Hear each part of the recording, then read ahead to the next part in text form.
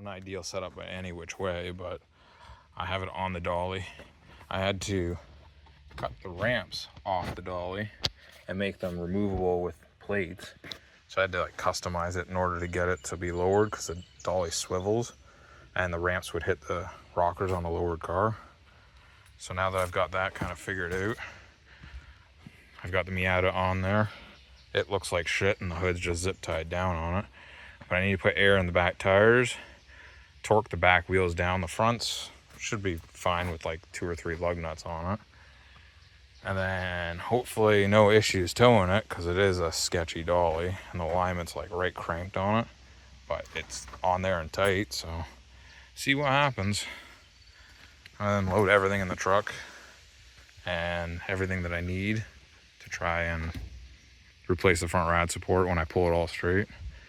But yeah, a little bit of sketchiness going on, but it's all I got, so I'll make it work.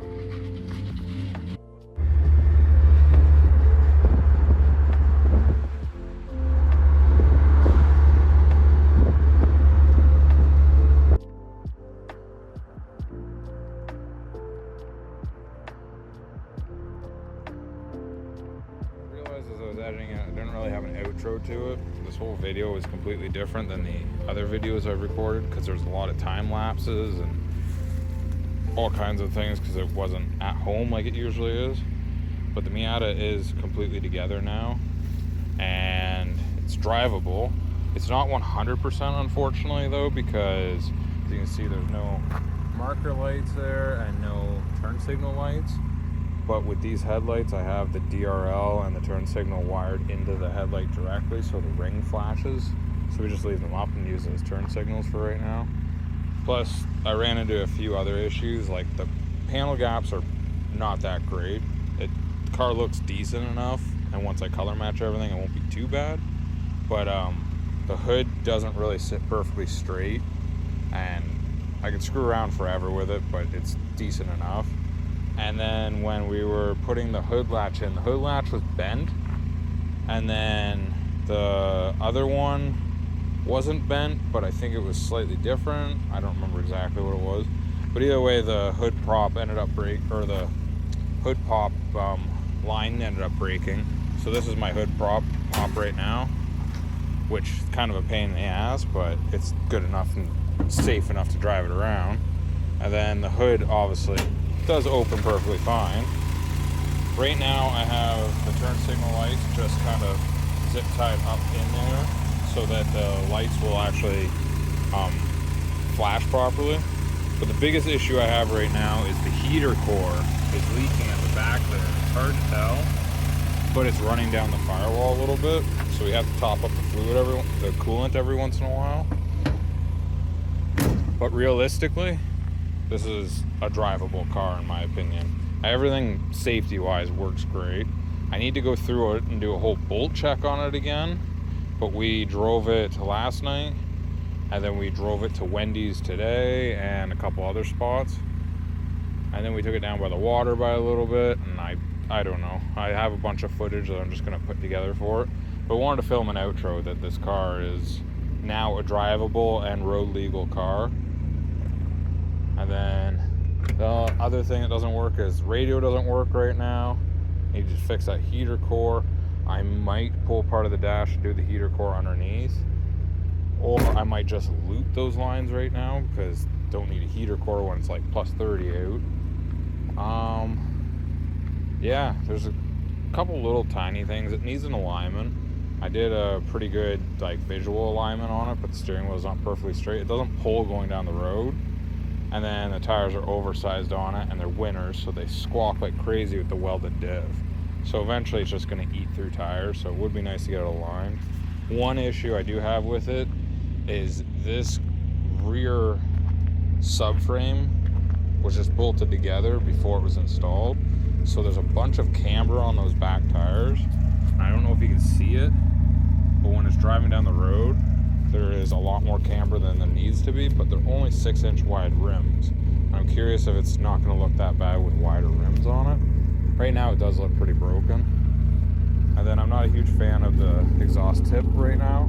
It's a bit of a cop magnet, so I might take that off. But all in all, the soft top's not in the greatest shape, but none of them really are. I just wanted to film an outro and just kind of say like there's still more work to be done to this car. I want to at least get rid of the green. I can live with the white hood and the white pop-ups, but having the green turned in there is kind of annoying. Plus this fender is absolute garbage. Like you can just pick the Bondo right out of it. And the paint job on the front bumper is total crap too. Yeah, that's kind of where we're at. The coolant bottle's in, the washer bottle's in. As you can hear, the fan's running. It doesn't overheat at all. It doesn't get hot in any which way. It is probably a little low on coolant every once in a while, but with all the driving we did, it only went down like a few liters. So it's not the end of the world, but it does bleed. So I do have to fix it. And yeah, if you look down here, with everything shoved in there, it doesn't even look like that frame rail was twisted. Everything's pretty much back where it should be. I was going to put a whole front rad support on it, but I never did because that adds a whole bunch of extra work to it and extra time. The rebar is off of it right now. You can kind of see in there's no crash bar. I'm going to put that back on later because I want to take this bumper back off and paint everything that's bare in there. But as far as just driving it down the road and whatnot, it's a complete car again. But I'll just keep rambling. I'm gonna end it there. Now's your chance to subscribe and comment and all that, to follow the rest of this, because eventually this is going to be all one color and this car will hopefully look like new when I'm done. But for right now, it's really nice to drive it. I've never had a convertible, so I know Izzy's having a lot of fun driving it around. I haven't really had a huge chance to drive it or nothing, but it's still fun to just have a convertible.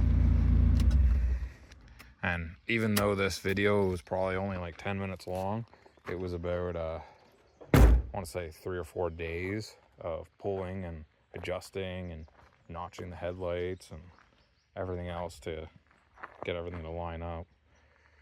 But yeah, that's where we're at. It's a car again, and it's technically road legal.